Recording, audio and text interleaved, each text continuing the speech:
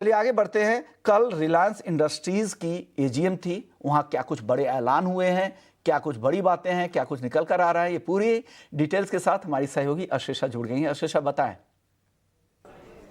बिल्कुल, काफ़ी important commentary निकल कर आई है रिलायंस के ग्रोथ प्लान्स को लेकर उनके एजीएम से, लेकिन सबसे इंपॉर्टेंट कमेंट्री जियो के लिस्टिंग को लेकर है, जहां पर मुकेश अंबानी ने कहा कि अगले साल यानी फर्स्ट हाफ ऑफ 2026 में जियो की लिस्टिंग होती हुई नज़र आ सकती है।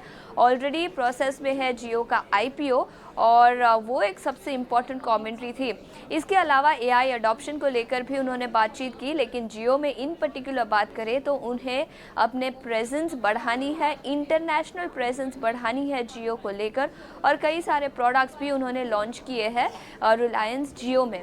इसके अलावा दो इम्पॉर्टेंट पार्टनरशिप्स के बारे में उन्होंने बात की है। एक गूगल के साथ, कंपनी ऑलरेडी पार्टनरशिप में है गूगल के साथ, लेकिन उसे डीप करना चाहती है, उसे बढ़ाना चाहती है।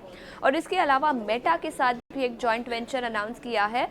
याद रखें, मेटा के साथ ये जॉइंट वेंचर में $100 मिलियन रिलायंस और मेटा दोनों क्यूमुलेटिवली इन्वेस्ट करेंगे। 70% शेयर रिलायंस का होगा इस जॉइंट वेंचर में, और मेटा का बैलेंस 30% शेयर होगा।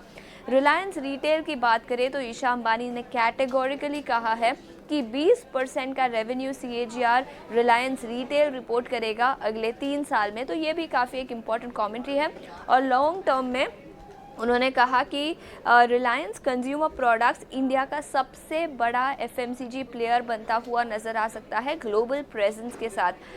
तो काफ़ी इंपॉर्टेंट कमेंट्री निकल कर आई है रिटेल बिजनेस को लेकर, और मोस्ट इम्पॉर्टेंट जियो के लिस्टिंग को लेकर, और इसके अलावा दो इम्पॉर्टेंट जॉइंट वेंचर्स के बारे में भी उन्होंने विस्तार में चर्चा की। तो पूरी डिटेल्स आपने रख दी कि एजीएम की क्या कुछ बड़ी बातें थी। चलिए